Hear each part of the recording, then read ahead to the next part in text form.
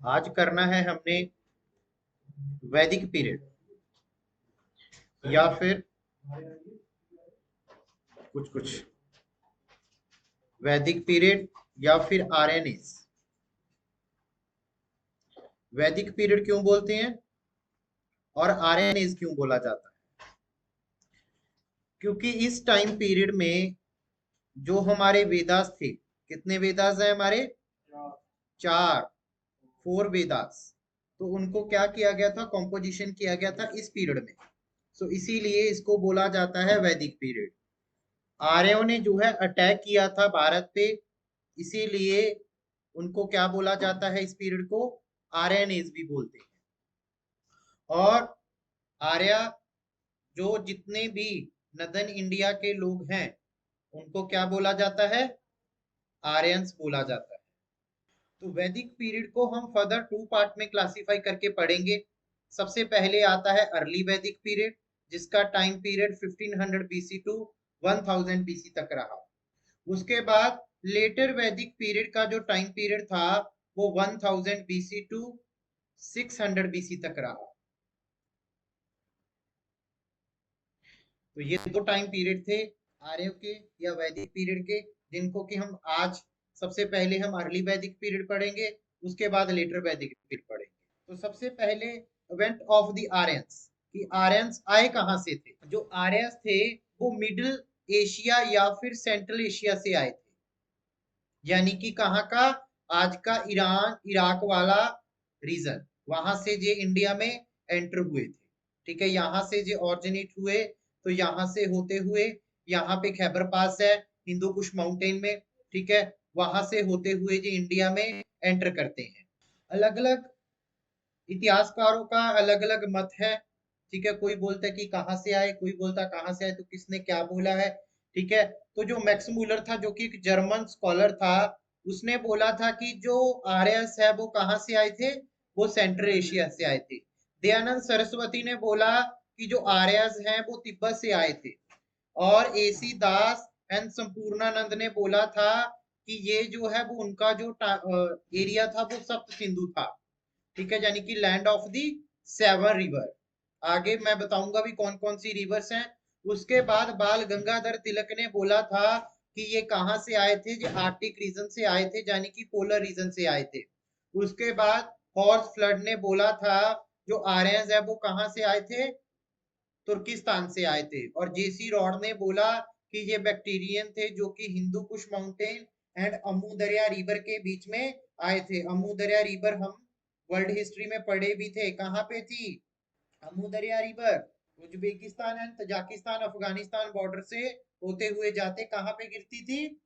अमू दरिया कैस्पियन सी में। उसके बाद ये जो है मेयर बोलते हैं कि ये पमीर से आए थे। पमीर जो है तजाकिस्तान, किर्गिस्तान एंड अफगानिस्तान वाला रीजन है। ठीक है, तो उसके बाद आर्य जो थे वो मेनली जो है इंडो यूरोपियन लैंग्वेज बोलते थे। इंडो यूरोपियन लैंग्वेज जो कि आज के टाइम पीरियड में नॉर्दर्न इंडिया में ज्यादातर बोली जाती है। ठीक है, और ये स्टेपी रीजन से आए थे जिसका बोला जाता है यूरेशिया, जो कि आल्प्स माउंटेन है। आल्प्स माउंटेन मैंने आपको पढ़ाया भी था। कहाँ पे सिचुएटेड था ये? Near about Europe and Russia के पास में था। ठीक है, और इनके जो है बेसिक यानी कि स्टेन नेम जैसे कि डॉग, गॉड एंड हॉर्स। और इंडिया ये वेस्ट एशिया में एंटर करते हैं नियर अबाउट 2000 बीसी में। और इनका जो मेन ऑक्यूपेशन था, मेन काम था, वो क्या करना था? एनिमल रेडिंग था, यानी कि पशुओं को चुराना था। ठीक है, चुराना था पशुओं का। इसीलिए ये घास की खोज में कहाँ पे एंटर करते हैं? इंडिया में एंटर करते हैं। उसके बाद एग्रीकल्चर जो है इनका सेकेंडरी टॉपिक था। और अलग अलग जो है कुछ और भी थ्योरीज है इनके बारे में। ठीक है, जैसे कि फॉरेन रीजन के बोलते हैं कि ये इंडो आर्यन है जो कि आउटसाइड ऑफ द इंडिया से आए थे, यानी कि इंडिया से बाहर से आए थे। जैसे कि अवेस्टा टेक्सिस बोलते हैं, हिटिटिस इंस्क्रिप्शन बोला जाता है, Kassites inscription, Indo European language and horse riding. तो ये सारे के सारे एविडेंस बताते हैं कि ये कहाँ से आए होंगे? बाहर से आए होंगे। उसके बाद ठीक है। इंडियन ओरिजिन बोलते हैं, जैसे कि दयानंद सरस्वती बाल गंगाधर तिलक बोलते हैं कि वो तिब्बत से माइग्रेट करके इंडिया में एंटर करे होंगे। ठीक है। और अगर आपसे पूछ लिया जाए कि आर्यन कहाँ से आए थे, तो आपने अभी भी बताना है कि डिबेट क्या है, जारी है। जैसे कि ये वो बोल रहे हैं कि बाबा तुमको यही लिखना है कंक्लूजन में कि अभी भी डिबेट चल रही है, अभी भी कोई हमारे पास ठोस सबूत नहीं मिला। ठीक है। तो उसके बाद इन्होंने अर्ली आर्या ने जो अपनी सेटलमेंट की थी वो अफगानिस्तान, पंजाब एंड उत्तर प्रदेश में। ठीक है। इनका जो सबसे कुबा एंड सरस्वती के रिवर वाला जो पार्ट है, ठीक है, यहाँ से जो है सरस्वती और यहाँ से जो है कुबा रिवर जाती है। इनके लैंड को क्या बोला जाता है? सप्त सिंधु। सप्त सिंधु का मीनिंग होता है land of the seven river. East में यानी कि सबसे ईस्ट में जो रिवर थी उसका नाम था सरस्वती, यहाँ पे मैं लिख रहा हूं। और वेस्ट में जो है सिंधु रिवर है, यहाँ पे आपको दिखाई भी दे रही होगी।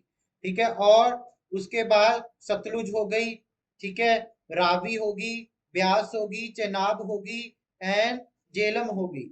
इनके उस टाइम पे जो है अलग अलग नेम भी रहे हैं। जैसे कि जो सिंधु थी उसका एट प्रेजेंट टाइम नेम क्या है?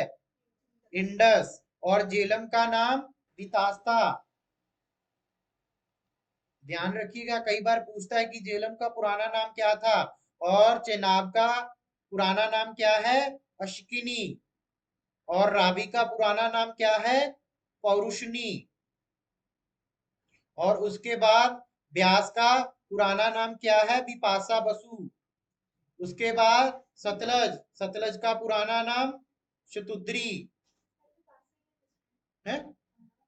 बिपाशा है, बसु तो चलो बी से आप व्यास को याद रख सकते हो, ट्रिक याद रह जाएगी। ठीक है। उसके बाद सरस्वती को सरस्वती ही बोला जाता है। तो ये सेवन रिवर थी। यहाँ पर जो आर्यस थे उन्होंने क्या किया, अपनी अर्ली सेटलमेंट की थी। उसके बाद वैदिक पीरियड में कुछ और भी रिवर के नेम मिलते हैं, जैसे कि कुबा, जिसको कि आजकल क्या बोला जाता है? काबुल। काबुल किसकी ट्रिब्यूटरी थी? मैंने जब इंडस रिवर पढ़ा रहा था तो उसमें पढ़ाया था, इंडस की ट्रिब्यूटरी है। ठीक है। जो कि अफगानिस्तान से ओरिजिनेट होकर इंडस में आकर मिलती है। उसके बाद सुबस्तु, सुबस्तु का एट प्रेजेंट टाइम नेम क्या है? स्वेट। उसके बाद कुरमू, और मॉडर्न नेम क्या है उसका? कुरम। उसके बाद गोमती, गोमती किसकी ट्रिब्यूटरी है? गंगा की। ठीक है। अभी जो है इसका नाम कोमल है, बट अभी जो इंडस में है। उसके बाद सिंधु अभी पढ़ा दिया, इंडस। और शुहोम मा जो है सोन रिवर। उसके बाद बितास्ता, जेलम, अश्किनी, चेनाब, पौरुषनी, रावी को बोला जाता है बिपाशा, विवास, व्यास को। उसके बाद मृदु विरदा किसको बोला जाता है? मरुबर्धन। उसके बाद शतुद्री किसको बोला जाता है? सतलज को। और सरस्वती किसको बोला जाता है? गग्गर को। और सदा नीरा बोला जाता है गंडक रिवर को। ठीक है। उसके बाद हम वैदिक लिटरेचर पढ़ लेते हैं कि कौन कौन से जो है वो लिटरेचर है। सबसे पहले बात करेंगे हम वेदास की। वेदा का मीनिंग क्या होता है? यानी कि जानना या फिर सुपीरियर नॉलेज। कितने वेद हैं मेनली? फोर। कौन कौन से? ऋग्वेद, सामवेदा, अथर्ववेदा एंड यजुर्वेदा। तो सबसे पहले इनके ब्राह्मण्स भी हैं। ऋग्वेद के जो ब्राह्मण थे उनका नाम है अत्रे ब्राह्मण। ठीक है। और उसके बाद सामवेदा के जो ब्राह्मण थे, और कौस्तकी भी ब्राह्मण थे ऋग्वेदा के। उसके बाद सामवेदा के जो थे वो पंचबिंसा, सदाबिंसा, जैमिनी एंड चंदोय।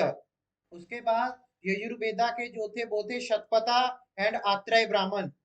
ठीक है। उसके बाद अथर्ववेदा जो थे वो गोपता थे। ठीक है। यही वो ऋषि हैं, यही वो ब्राह्मण हैं जिनके आगे जाके जिनकी संतान जो है क्या बन गई, इनके गोत्र सिस्टम उत्पन्न कर दिया। जैसे कि आज भी आपको काफी आत्रेय हो गया, ठीक है, अत्रेय ऋषि हो गया, तो ये ऐसे जो है गोत्र मिलते हैं काफी सारी कास्ट में। तो सबसे पहले हम पढ़ेंगे ऋग्वेद। ठीक है। ऋग्वेद जो है वर्ल्ड का पुराना सबसे रिलीजियस टेक्स्ट है, जिसको कि सबसे पहले कंपोज किया गया था कब? 17 बीसी के आसपास। और लास्ट तक जो है ये कितने सालों में लिखा गया? नियर अबाउट 4 से 5 साल लग गए इसको लिखते लिखते। ठीक है। और ऋग्वेदा में क्या है? मंडलाज हैं, चैप्टर्स हैं। तो कितने चैप्टर्स हैं? 10 चैप्टर हैं। ठीक है, सबसे जो यंगेस्ट है वो फर्स्ट एंड 10th मंडल है। यंगेस्ट का मीनिंग क्या है कि सबसे अर्लियर लिखा गया, नियर अबाउट दी 15 से लेके 12 बीसी के आसपास। और जो सेकंड और सेवंथ मंडला है, यानी कि ये चैप्टर है, ये सबसे पुराना है। और एट्थ और नाइन्थ जो है वो मिक्स एज के हैं। उसके बाद जो गायत्री मंत्र है वो कहाँ से लिया गया है? थर्ड मंडल से लिया गया है। ओम भूर्भुवः स्वः तस्वितुर्वरेण्यं भर्गो देवस्य धीमहि धियो नः प्रचोदयात्। ठीक है, तो वो वहां से लिया गया है। और 10th मंडल जो है उसका नाम क्या है? पुरुषुप्ता है। ध्यान रखिएगा, क्या नाम है उसका? पुरुषुप्ता। और ये पुरुषुप्ता जो है वो डिफाइन करता है 4 वर्णास को। 4 वर्णास कौन कौन से थे? ब्राह्मण, क्षत्रिय नहीं, ब्राह्मण, क्षत्रिय और वैश्यास और शूद्रास। तो ये 4 वर्ण हैं जिसमें कि इन्होंने डिफाइन किया गया है, जिसमें बोला गया है कि जो ब्राह्मण है वो ब्रह्मा जी के मुख से पैदा हुए हैं, और जो क्षत्रिय है वो आम से पैदा हुए हैं, और जो वैश्य है वो ऊर्ध से या फिर थाई से पैदा हुए हैं, पेट से। ठीक है, और जो वैश्य हैं वो शूद्र, जो शूद्र हैं वो कहाँ से पैदा हुए हैं? ब्रह्मा जी के पैरां से पैदा हुए हैं। ठीक है, ध्यान रखिएगा कि यहाँ पे जो वैदिक पीरियड में ये वर्ना सिस्टम है ये किसके अकॉर्डिंग था? नहीं, ये किसके अकॉर्डिंग था? ऑक्यूपेशन के अकॉर्डिंग था, वर्क के अकॉर्डिंग था, ना कि कास्ट के अकॉर्डिंग।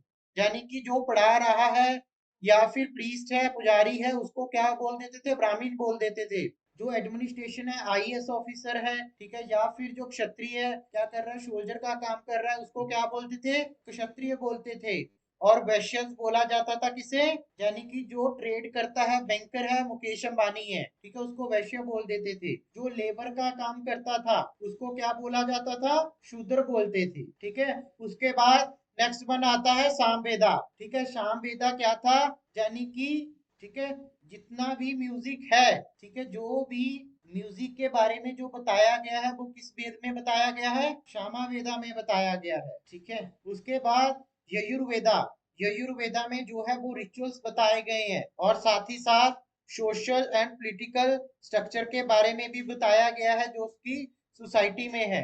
रिचुअल्स जैसे कि जो आजकल भी पंडित वगैरह जो भी हवन यज्ञ वगैरह जो भी करते हैं, ठीक है, वो कहाँ से लिए गए हैं? वो यजुर्वेदा, सॉरी, आयुर यजुर्वेदा से लिए गए हैं।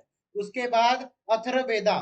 ठीक है, अथर्ववेदा में जानी कि जितने भी बोलते हैं कि बंगाली बाबा टूटा हुआ प्यार पाए, जो भी जादू टूना मैजिक जो भी बताया गया है, ठीक है, चांस वगैरह, वो कहाँ पे बताया गया है? अथर्ववेदा में बताया गया। उसके बाद नेक्स्ट आते हैं भाई ब्राह्मणास। ठीक है, ब्राह्मणास क्या होते हैं? यानी कि जिन्होंने की एक्सप्लेन किया इसको, वेदास को। ठीक है, जैसे कि आत्रेय ब्राह्मण और कौस्तकी ब्राह्मण, इन्होंने डिटेल में हमें जानकारी दी है किसके बारे में? ऋग्वेद के बारे में। नेक्स्ट वन आता है तंड्या ब्राह्मण या फिर जैमिनीय ब्राह्मण, इन्होंने हमें सामवेद के बारे में बताया है, सारे गामा पा। उसके बाद आत्रेय एंड शतपथा ब्राह्मण, इन्होंने हमें यजुर्वेदा के बारे में जानकारी दी है। उसके बाद गोपथा ब्राह्मण, जिन्होंने की हमें अथर्ववेदा के बारे में जानकारी दी है। नेक्स्ट वन आता है अरण्यक। अरण्यक का मीनिंग क्या होता है हिंदी में? अरण्यक जो शब्द है वो हिंदी का वर्ड है या संस्कृत का वर्ड है? अरण्य, जंगल। ठीक है, फॉरेस्ट होता है। यानी कि उस टाइम पे 4 वर्ना सिस्टम थे, 4 आश्रम बताए गए थे। ठीक है, जो भी बच्चे फॉरेस्ट में जाकर गुरु के पास बैठकर ज्ञान की प्राप्ति करते थे, उनसे बारे में हमें जो जानकारी मिलती है उसे बोला जाता है क्या? अरण्यक बोला जाता है। नेक्स्ट वन आता है Upanishads. What is the meaning of Upanishads? किसे बोलते हैं उपनिषद? ये 2 शब्दों से मिलकर बना है, जिसको बोलते हैं उप प्लस निषद। उप का मीनिंग क्या होता है? उप क्या है? उप का मीनिंग, उप क्या है? एक उपसर्ग है जो आगे लगता है, हिंदी में इसको उपसर्ग बोलते हैं। यानी कि मैं उपस्थित हूं, मैं आपके पास क्या हूं? उपस्थित हूं। ठीक है, उपसौर मैंने आपको ज्योग्राफी में पढ़ाया था, प्री हिलियन। ठीक है, उसको बोला जाता है उपसौर। यानी कि उप का मीनिंग क्या होता है? नजदीक, समीप, नियर। ठीक है, यानी कि अब उपसौर का मीनिंग प्रीहिलियन मैंने पढ़ाया था ना, जब धरती सूर्य के सबसे क्या होती है? नजदीक होती है। कब होती है नजदीक? कौन सी डेट थी? जुलाई। चलो मैं आपको डेट्स दे देता हूं। 22 जून, 23 दिसंबर, 3 जैन एंड 4 जुलाई। 4 जुलाई। हाँ भाई खुशबू, कब होता है प्री हिलियन? जब धरती सबसे नजदीक होती है। मैंने जो ज्योग्राफी का क्वेश्चन है वैसे तो 4 जुलाई, 3 जैन। हाँ भाई, आपने 4 जुलाई क्यों बोला? पड़ा हुआ है। ऐसा तो नहीं था कि 4 जुलाई को बहुत गर्मी थी हमने शिकंजवी पी थी सेक्टर 34 में खड़े होकर। पड़ा भी था। हाँ भाई, आप लोगों ने 4 जुलाई कैसे बता दिया? भी गर्मी बहुत होती है। हाँ, 3 जनवरी आएगा, जहां पे ओवरऑल अर्थ की बात कर रहे हैं। ठीक है, तो ना कि पूरे इंडिया की। अगर इंडिया का पूछा जाता तो 22 जून आता। हाँ, उपनिषद कर रहे थे। उपनिषद का मीनिंग होता है, यानी कि लास्ट फेज ऑफ द वैदिक लिटरेचर था ये। यानी कि जो गुरु के नजदीक बैठकर ज्ञान की प्राप्ति की जाती है उसको बोला जाता है उपनिषद। ठीक है, और कितने उपनिषद हैं हमारे? 108 उपनिषदास है। ठीक है, और हमारा जो सत्यमेव जयते है नेशनल एम्बलम में जो मोटो लगाया गया है, वो कहां से लिया गया है? हमने मुंडको उपनिषद से लिया गया है। ध्यान रखिएगा इस बात का। काफी बार क्वेश्चन पूछा जाता है कि मुंडको उपनिषद से या फिर नेशनल एम्बलम कहां से लिया गया है। ठीक है, उसे बोला जाता है मुंडको उपनिषद। उसके बाद नेक्स्ट आते हैं वेदास, वेदांश। वेदांग किसको बोलते हैं? यानी कि जो वेदों को पढ़ने में हमें हेल्प करते हैं, उसको बोला जाता है वेदांश। और ये कितने वेदांश हैं? 6 हैं। सबसे पहले शिक्षा। ठीक है, यानी कि शब्दों को बोलना कैसे है। उसके बाद कलप, यानी कि रिचुअल्स के बारे में। उसके बाद व्याकरण, ग्रामर, यानी कि आपको ग्रामर आनी चाहिए अगर आपने वेदों को पढ़ना है। निरुक्त, यानी कि आप कैसे जो है वर्डों को रीजन कर सकते हो।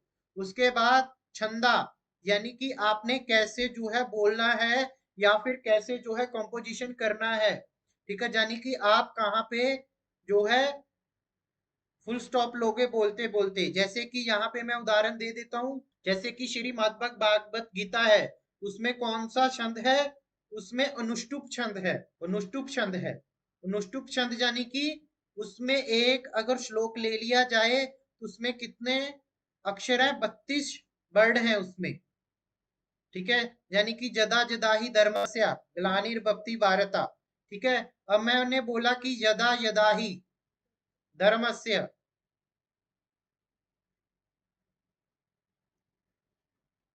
तो यहाँ पर कितने वर्ड हो गए? क्योंकि इसमें क्या है, अनुष्टुप छंद में 8 वर्डों के बाद क्या लेना होता है? फुल स्टॉप लेना होता है। जैसे कि यदा, यदा, कितने हो गए? 4। धर्मस्य, ठीक है, इसको नहीं मानते और आधे शब्द को भी नहीं माना जाता, तो यहाँ पे 8 हो गए शब्द। ठीक है, तो उसी के बाद वैसे ही ग्लानिर्भवति भारता, उसमें भी 8 वर्ड है। तो इस तरह से जो है 8-8 के बाद विराम लेना होता है, उसको बोला जाता है छंद। ठीक है, ये जो चीज पढ़ने के समय, ठीक है, आज भी जब हमारा म्यूजिक कॉम्पोजिशन किया जाता है तो वो इन बातों का ध्यान रखते हैं कि कौन सा कब रुकना है। ठीक है, कैसे जो है जाने मेरी जाने मन, ठीक है, कब यहाँ रुकना था, बचपन का प्यार मेरा भूल नहीं जाना। ठीक है, हाँ, और कच्चा बादाम उसने तो शायद नहीं कोई यूज किया होगा। उसके बाद ज्योतिष, एस्ट्रोनॉमी, ठीक है, इसके बारे में भी जो है जानकारी है। तो ये हिंदी में है पूरा समझाया हुआ जो मैंने आपको बता दिया है।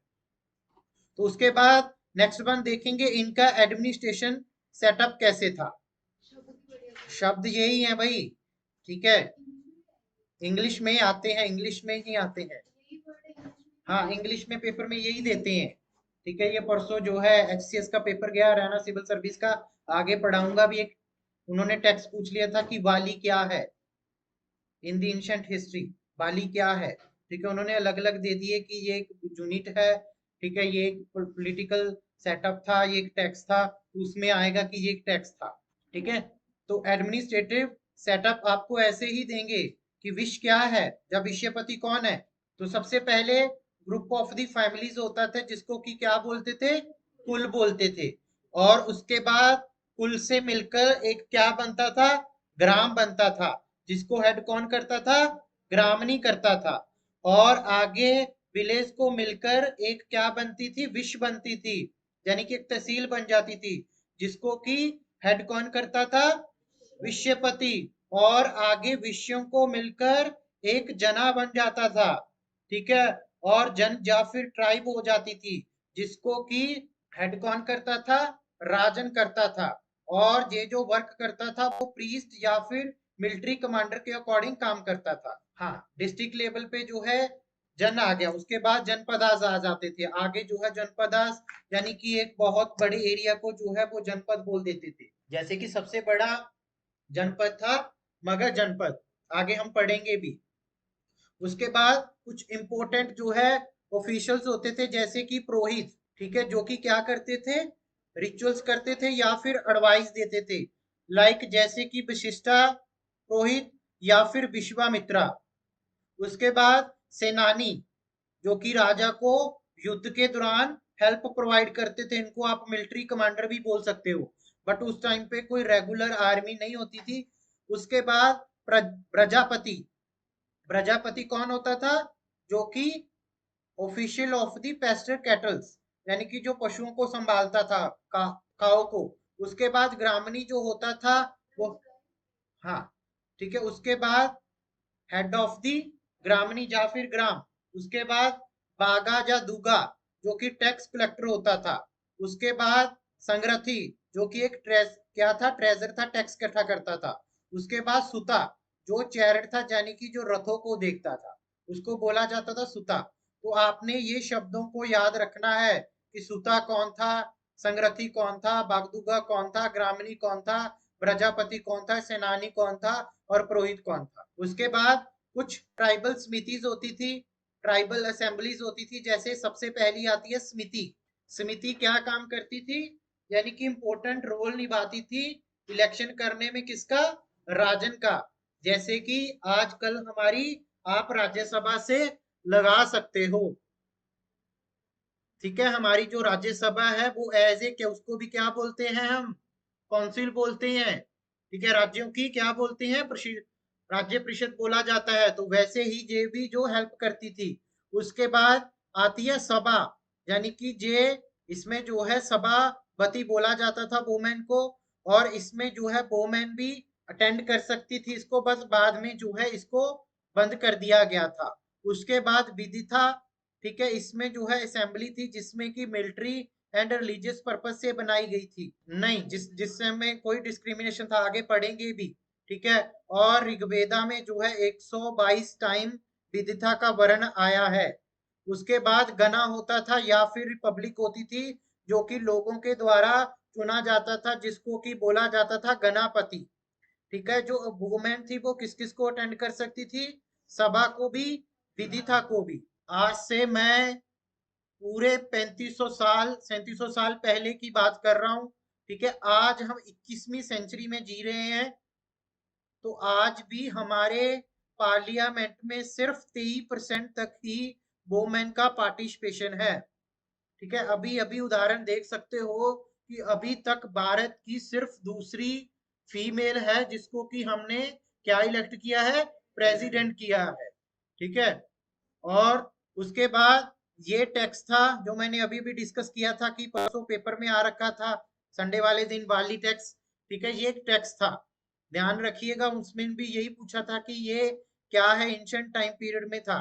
ठीक है, तो ध्यान रखिए क्या है, ये टैक्स है। उसके बाद इकोनॉमिकल लाइफ कैसी थी उनकी, मेनली उनकी रूरल इकोनॉमी थी, ग्रामीण इकोनॉमी थी, और पेस्टल इकोनॉमी थी। पेस्टल इकोनॉमी यानी कि मेन जो उनका काम था वो क्या था, पशुपालन था। और जो कैटल थे, यानी कि जो गाय होती थी, उसको ही एज ए ट्रीट किया जाता था वेल्थ। ठीक है, वेल्थ यानी कि अगर युद्ध होता था वो किसकी वजह से होता था? कैटल की वजह से होता था, क्योंकि उसको लूट लिया जाता था। एग्रीकल्चर क्या था? सेकेंडरी काम था।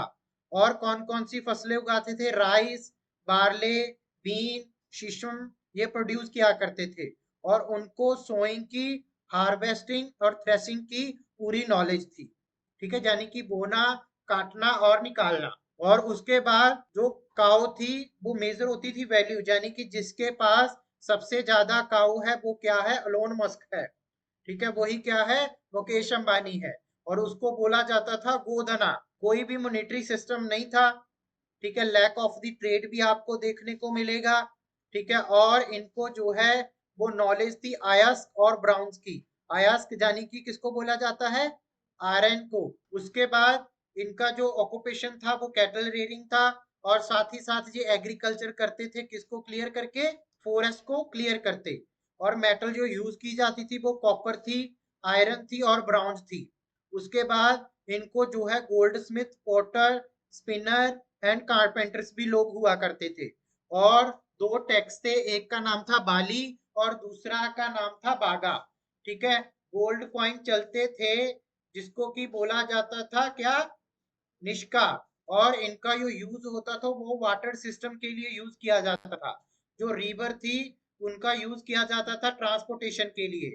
और वाटर सिस्टम यानी कि एक चीज दे दी, वस्तु विनिमय है। ठीक है, एक चीज दे दी और दूसरी चीज ले ली। उसके बाद नेक्स्ट आती है सोशल लाइफ। ठीक है, कि वो अकाउंट बनाते थे इंस्टाग्राम पे या नहीं। ठीक है, तो सोसाइटी जो होती थी वो ट्राइबल होती थी। ठीक है, और कोई भी हमें ऐसा क्या नहीं देखने को मिलता, कोई भी डिस्क्रिमिनेशन इस टाइम पे देखने को नहीं मिलता। ठीक है, और जैसे कि दसास या दसुए, ठीक है, वो एज ए वर्क करते थे स्लेव के। और हेड ऑफ द ट्राइब जो होता था वो सुपीरियर होता था। ठीक है, और जो सोसाइटी थी वो डिवाइडेड थी वॉरियर्स में, प्रीस्ट में और पीपल्स में। और उसके बाद जैसे कि ईरान और शूद्रास में। ठीक है, और फैमिली जो सैंपल्स होती थी, पेट्रियार्कल नेचर होता था फैमिली का। और जो फैमिली को हेड करता था उसको बोला जाता था गृहपति। और वोमेन भी जो है बहुत इंजॉय, रिस्पेक्ट जो है करती थी, यानी कि बहुत अच्छी उनकी पोजीशन थी। ऐसा नहीं था कि बेटों को ही पढ़ाया जाएगा, बेटियां पढ़ेंगी ही नहीं। ठीक है, उसके बाद वेजिटेबल, नॉन वेजिटेबल फूड को खाते थे, जैसे कि ब्रेड हो गया, केक हो गया, मिल्क हो गया, घी हो गया, बटर हो गया, कर्ड एक्सेट्रा। और साथ ही साथ फिश हो गया, बर्ड हो गया, गोट हो गया, बुल हो गया, हॉर्स हो गया। तो इनको वो स्लॉटर कर देते थे खाने के लिए। बट काऊ को प्रोहिबिट किया गया है, काऊ को नहीं वो मारते थे। ठीक है, कभी कभी थकावट भी हो जाती है काम धंधा करके। ठीक है, तो एक दो पैग भी लगा लेते थे शाम को। ठीक है, लिक्वर का भी यूज किया करते थे जिसको कि बोला जाता है सुरा या फिर सोमरस बोलते थे। हाँ, ठीक है, तो ये है, यानी कि ये जो है बार्ले यानी कॉर्न से या फिर बार्ले से जो क्या बना लेते थे? शराब बना लेते थे। आज भी वैसी बनती है। ठीक है, बियर जौ से बनती है और शराब जो है गुड़ से बनती है, गन्ने से बनती है। ठीक है, आज भी तो नेचुरली है। हाँ, एप्पल से ही बनती है। उसके बाद जो सोसाइटी होती थी वो वर्ण सिस्टम में डिवाइडेड थी। ठीक है, चार वर्ण थे, ब्राह्मण, क्षत्रिय, वैश्यास और शूद्रास। जो वर्ण सिस्टम था वो कर्म के आधारित पे था। कर्म यानी कि प्रोफेशन के अकॉर्डिंग, ना कि बर्थ के अकॉर्डिंग। ऐसा नहीं है कि राजा का बेटा राजा ही बनेगा। ठीक है, उसके बाद ये ब्राह्मण, क्षत्रिय, वैश्य और शूद्रास हैं। ठीक है, मान लीजिए कि आप किसी भी घर में पैदा हुए हो। ठीक है, अगर आप टीचिंग कर रहे हो ना, तब आप ब्राह्मण ही कहलाओ। ठीक है, अगर मान लीजिए कि आप एक शायद शूद्र घर में पैदा हुए हो, अगर आप सोल्जर का काम कर रहे हो, आप सेना में हो, तब आपको क्षत्रिय बोला जाएगा। ठीक है, इसीलिए कास्ट सिस्टम नहीं था इस टाइम पे। उसके बाद ठीक है, दोनों का देखो इक्वली था। ठीक है, और कॉटन्स भी पहनते थे, कपड़े जो बने होते थे। और लार्ज ऑफ द ऑर्नामेंट्स जो है पहनते थे। ठीक है, इंटरटेनमेंट के लिए dance, music, chariot racing, horse rating, वो टाइम पास के लिए कर लेते थे। और अपर क्लास की जो वुमेन थी वो इक्वल राइट्स शेयर करती थी मैन के अकॉर्डिंग। और उसके बाद इंस्टीट्यूशन ऑफ मैरिज भी थे। ठीक है, जो वुमेन थे वो कैसे भी अपना ही शादी कर सकती थी। 8 तरह की मैरिज बताई गई है। ठीक है, जो वोमेन थी वो 8 तरह की मैरिज कर सकती है। ठीक है, गंधर्व ब्याह हो गया, लव मैरिज, ठीक है, पिशाच मैरिज, ब्राह्मण, और साथ ही साथ मोनोगैमी, यानी कि एक स्त्री काफी सारे पति भी रख सकती थी। सोलोगैमी सिर्फ एक। उसके बाद ना ही तो कोई ट्रेस जो है सती का मिला है, ना ही चाइल्ड मैरिज का इसमें मिला है। ठीक है, और विडो रीमैरिज देखने को मिली है ऋग्वेदा में।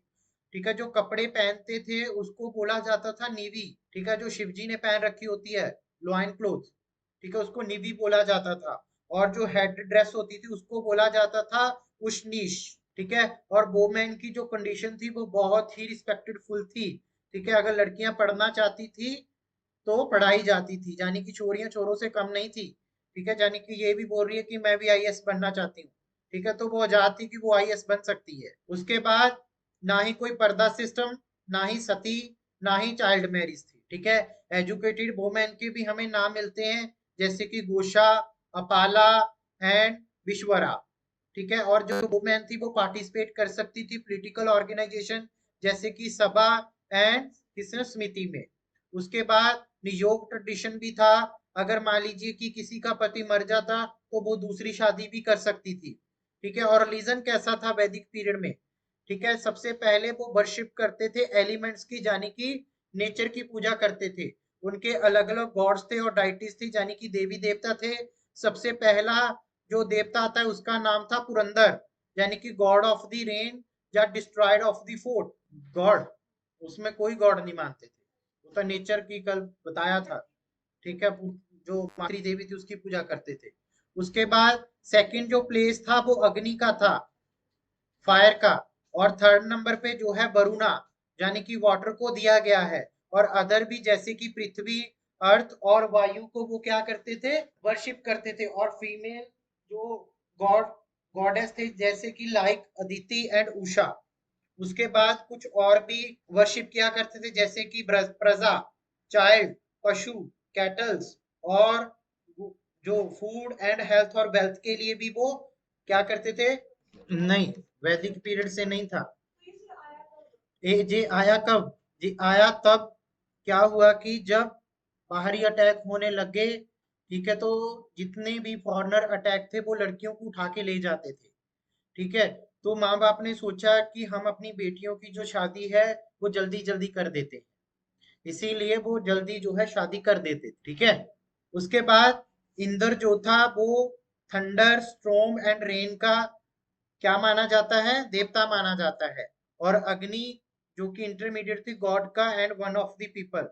वरुणा, सोमा जो कि ड्रिंक के लिए, पृथ्वी अर्थ को, अदिति अमरवित्त जानी कि अमर रहने के लिए, दीर्घायु के लिए, Usha goddess of the don, ठीक है, यानी कि सायकाल की। उसके बाद सावित्री। ठीक है, ये जो है वो गायत्री मंत्र में मेंशन किया गया है। ठीक है, उसके बाद नेक्स्ट वन पढ़ेंगे हम लेटर वैदिक पीरियड। ठीक है, लेटर वैदिक पीरियड। लेटर वैदिक पीरियड का टाइम पीरियड 1000 से 600 बीसी। और ये जो है वो वन ब्रिक का यूज नहीं करते थे। और ये जो है स्प्रेड हो गया eastern UP and northern western Bihar तक। और ये सेकेंड फेज था जिसमें कि आयरन वेपन्स बनाए गए और हॉर्स एंड चैरिट की बनाई गई। इसमें जो है ग्रे पेंटेड पोइट्री का भी यूज किया गया, जो कि हमें अपर गंगेटिक बेसिन से मिलते हैं। और उसके बाद यहाँ पे जो हमें साइट्स मिलती हैं जैसे कि उत्तर प्रदेश, पंजाब, हरियाणा एंड राजस्थान में भी। नेक्स्ट वन, ये जो आयरन फेस कल्चर था ये कब से कब तक रहा? नियर अबाउट 1000 बीसी तक रहा। और उसके बाद ठीक है, जब आयरन का डेवलपमेंट हो गया तो उन्होंने आयरन के वेपन बनाना शुरू कर दिए, जिससे क्या हो गया कि फॉरेस्ट को क्लियर करना और एक्सपेंशन करना भी इजी हो गया। उसके बाद साथ ही साथ ये जो फैल गया उसके बाद ईस्टर्न यूपी, बदीहा, नॉर्थ बिहार, और इस टाइम पे जो शामा एंड कृष्ण अयस्क तो इसका यूज करने लगे, जिसमें कि आयरन के बारे में हमें पता चलता है। उसके बाद अगर बात करें एग्रीकल्चर की तो इसमें जो है वुडन फ्लोर शेयर यूज किया जाता था। ठीक है, सतपथ ब्रह्मणा और flowing of the rituals use किए जाते थे, यानी कि मैनुअल लेबर रखना जो है उन्होंने शुरू कर दिया था। और साथ ही साथ यूज ऑफ दी जो राइस है वो रिकमेंड कर दिया किसमें, रिचुअल्स में, धार्मिक परंपरा के लिए, बट नॉट व्हीट। आज भी जो है पंडित लोग जब हवन पूजा पाठ वगैरह करवाते हैं तो वो किससे करवाते हैं, चावल से करवाते हैं। ठीक है, तो यही कारण है वो। उसके बाद एडमिनिस्ट्रेटिव सेटअप, ठीक है, तो यानी कि स्टेट का जो फॉर्मेशन है वो शुरू हो गया, लार्ज किंगडम बनना भी शुरू हो गए। ठीक है, और विविधता और डिस्पियर जो है उसको डिसअपियर कर दिया गया, जो विविधता थी, सभा, हाँ, जो सभा और समिति थी उसको डोमिनेट कर दिया गया, यानी कि उसको प्रिंस या फिर नोबल के द्वारा क्या किया जाएगा, डोमिनेट किया जाएगा। जो किंग था वो मोर पावरफुल हो गया। ठीक है, और जो ट्राइबल थी उनको रूल करना शुरू कर दिया किसने, किंग ने, और डोमिनेटेड, यानी कि राष्ट्र, यानी कि जो टेरिटरी थी वो फर्स्ट टाइम पे क्या हुआ, डिस्कवर होके सामने, हमारे सामने आती है। उसके बाद जो पोजीशन की किंग थी वो हेरिडेटरी होगी, वंशानुगत होगी, यानी कि राजा का बेटा राजा ही बनेगा। उसके बाद राजा ने जो है रासुए यज्ञ, अश्वमेध यज्ञ, वाजपेयी यज्ञ जैसे जो यज्ञ थे उनको परफॉर्म करना शुरू कर दिया। रासुए यज्ञ क्या होता था, यानी कि इंटरनल शक्तियों के लिए किया जाता था। अश्वमेध यज्ञ यानी कि घोड़ा छोड़ दिया जाता था राजा के द्वारा, जहां जहां घोड़ा जाता वहां वहां तक राजा की क्या हो जाती थी, टेरिटरी हो जाती थी। ठीक है, अगर कोई घोड़ा पकड़ लेता तो उसको राजा के साथ क्या करना पड़ता, युद्ध करना पड़ता। और उसके बाद वाजपेय जग, ठीक है, ये राजा की शक्ति दिखाने के लिए किया जाता है। ठीक है, जो बाली था, टैक्स था, उसको परमानेंट कर दिया कि सबको देना ही देना है। ठीक है, और वोमेन को अलाउ नहीं किया कि वो अब सभा और समिति में क्या नहीं कर सकती, पार्टिसिपेट नहीं कर सकती। उसके बाद जन जो थे वो चेंज होते गए किसमें, जनपदास में एंड महाजनपदास में। उसके बाद जो फोर बर्ना सिस्टम था वो अकॉर्डिंग टू कास्ट हो गया, यानी कि बाय बर्थ हो गया। ठीक है, कितना भी नलायक हो, ठीक है, चाहे कख ना आता हो, बट वो बनेगा टीचर ही। ठीक है, परंपरा चला दी गई। ठीक है, अगर आता एक भी मंत्र ना हो बट वो क्या करवाएगा, पूजा करवाएगा। ठीक है, उसके बाद क्षत्रिय दुगला पतना जितना भी हवा उड़ाकर ले जाए, बट वो बनेगा क्या, सोल्जर ही बनेगा। ठीक है, एक टू का टेबल भी ना आता हो बट बनेगा क्या, वो बैंकर बनेगा या फिर शाहूकारी बनेगा। उसके बाद शूद्र के घर में अगर पैदा हो गया तो उसको शूद्र ही कहा जाएगा। और साथ ही साथ उनको जो है अनटचेबल भी बना दिया गया। ठीक है, यानी कि उनसे दूर अगर कोई भी शूद्र गली से गुजरता तो उसको क्या करना पड़ता था, अपने गले में ढोल लेकर आना पड़ता था और बजाना पड़ता था। ठीक है, और जो ब्राह्मण थे उन्होंने बोल दिया कि हम ही सर्वे सर्वा है। ठीक है, हम ब्रह्मा जी के मुख से पैदा हुए हैं, हमें ही ज्ञान आता है, हमें ही पढ़ाना आता है, हमें ही पूजा करनी आती है। ठीक है, जो शूद्र है वो सिर्फ और सिर्फ तीनों वर्णों की सेवा के लिए बनाए गए हैं, और तीनों ही वर्णों को उपनयन संस्कार का अधिकार दे दिया। उपनयन संस्कार यानी कि यज्ञोपवीत करवाना। ठीक है, और साथ ही साथ गोत्रा सिस्टम, ठीक है, कि जो गोत्र सिस्टम है वो भी एग्जिस्टेंस में आ गया। और वोमेन की जो कंडीशन थी वो भी कहाँ चली गई, लोअर चली गई। ठीक है, और इसी टाइम पीरियड में 4 आश्रम भी आए। ठीक है, 4 आश्रम कौन कौन से थे, उस टाइम पे जो है एज मानी जाती थी, यानी कि 100 ईयर। तो 100 को जो है 4 पार्ट में डिवाइड कर दिया जाता था, यानी कि 25-25। अगर तो जो स्टूडेंट है वो 0 से लेके 25 साल तक वो ब्रह्मचर्य आश्रम में रहेगा। ठीक है, ब्रह्मचर्य आश्रम यानी कि वो स्टूडेंट रहेगा। ठीक है, घर से बाहर जाएगा, शिक्षा दीक्षा करेगा। एक्चुअल में 5 लक्षण बताए गए हैं विद्यार्थी के। ठीक है, वो कौन कौन से हैं, काक चेष्टा, वकोद्यानम, अल्पहारी, गृह त्यागी, कुकुर निंद्रा, ये थे पंचलक्षणा विद्यार्थी नाम। यानी काक चेष्टा, कौवे जैसी चेष्टा हो। ठीक है, ऐसा नहीं है कि यहाँ पढ़ा रहा हूँ और बच्चे फोन में लग रहे हैं। ठीक है, काक चेष्टा बको ध्यानम, जब भी कोई चीज पढ़ा रहे हैं तो बगले जैसा उसका ध्यान होना चाहिए। अल्पहारी यानी हाँ, कम खाने वाला, ऐसा नहीं है कि सुबह सुबह 2 गिलास लस्सी के पी ले, 4 परोठे खा लिए आलू के, और उसके बाद मार के डिकार बोले कि क्लास ऑनलाइन क्लास लेते हैं, फिर कहाँ क्लास लगेगी, फिर तो नींद ही आएगी। ठीक है, अल्पहारी गृह त्यागी, यानी कि गृह छोड़ देना चाहिए, घर में रहकर स्टडी नहीं होती। घर में तो क्या होता है कि कभी कोई दिक्कत आ गई, ठीक है, कोई बात होगी फैमिली में तो हमें बताएंगे। जब हम घर से दूर होते हैं तो हमारे माँ बाप हमें नहीं बताते वो बातें कि चल कोई नहीं, जब आएगा तब बता देगा। यही बताते हैं कि हाँ बेटा ठीक है, तू अपनी पढ़ाई में ध्यान लगा के पढ़ना। घर में तो ये है कि चल बेटा तेरी मौसी आ गई, वहां जाते हैं, ठीक है, चल आज तेरे नानके जा आते हैं, ठीक है, तो ऐसे चलता रहता है, तो घर में स्टडी नहीं होती। उसके बाद कुकर निंद्रा। ऐसा नहीं है कोई सुबह 6 बजे का अलार्म लगाया था और 9 बज के अलार्म अभी तक भी चल रहा है। ठीक है, नींद ऐसी होनी चाहिए, अगर कुत्ते के पास से कोई गुजर जाता है तो कुत्ता तभी उठ जाता है। हाँ, अगर कुत्ता आलसी ना हो तो। कई तो बेशर्म होते हैं, पड़े रहते हैं। ठीक है, जैसे लेब्रे हो गया, पग हो गया, वो अलग बात है। उसके बाद गृहस्थ आश्रम, यानी कि 25 से लेके 50 साल तक उसकी शादी कर देती थी, वो गृहस्थी जीवन जीता था। ठीक है, उसके बाद 50 से लेके 75 साल तक उसको रिटायरमेंट कर दिया जाता, यानी कि जो अपना वजन होता था वो अपने किसको दे देता था, बच्चों को दे देता था। उसके बाद जब उसको आगे पूरे उसके वो भी सेटलमेंट हो जाता, तो वो संन्यास ले लेता था, यानी कि 75 से 100 साल तक वो अपना वनों वगैरह में जाता और तपस्या करने के लिए वो आदमी निकल जाता था। ठीक है, तो ये 4 आश्रम जो है उस टाइम पे बताए गए थे। और उसके बाद जो शूद्र थे उनकी कंडीशन धीरे धीरे क्या होती गई, गिरती गई। ठीक है, उनको टेम्पल एंट्री बंद कर दी गई। फॉर एग्जाम्पल यहाँ पे एक मंदिर है, ठीक है, यहाँ पे एक घर है किसका, किसी शूद्र व्यक्ति का, और यहाँ पे एक रास्ता है, यहाँ पे इसके खेत हैं, तो यहाँ से इसको 500 मीटर पड़ रहा है, बट ये रास्ता वो यूज नहीं करेगा क्योंकि वो क्या है, मंदिर वाला रास्ता है। वो मंदिर के जो पीछे पीछे से रास्ता आ रहा है, जो कि उसको 5 किलोमीटर पड़ रहा है, वहां से वो जाएगा। ठीक है, मान लीजिए कि खेत में फसल भी काट ली, ठीक है, कभी कभार फसल को लेके घर में आना है, ठीक है, तो वो अपनी बैलगाड़ी बस यहाँ तक ही लेके आएगा, मंदिर की जहाँ पे चौखट शुरू हो जाती है। उसके बाद बोलेंगे कि भाई आपका मंदिर की जो, ठीक है, आपका जो मंदिर का क्या है, हमारा जो मंदिर का आदमी है वो क्या करेगा, इसको आपकी बैलगाड़ी को आगे पार कर देगा, बट आप पैदल इधर से ही घर में वापस आना पड़ेगा। आप देख सकते हो कि एक इंसान से ज्यादा किसकी कीमत होगी, कुल की कीमत ज्यादा हो गई।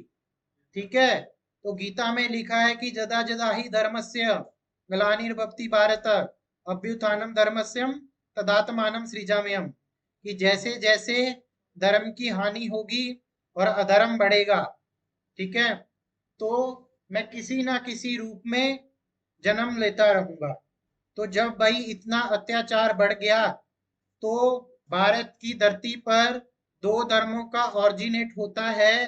ठीक है, कुछ ना कुछ इन्होंने लोगों को राहत दी, जिसका नाम था जैनिज्म एंड दूसरे का नाम था बुद्धिज्म। तो कल को हम सबसे पहले जैनिज्म के बारे में पढ़ेंगे, उसके बाद फिर बुद्धिज्म के बारे में पढ़ेंगे। यहाँ तक कोई डाउट, कोई सवाल जो आप तो आप पूछ सकते हो। Thank you very much.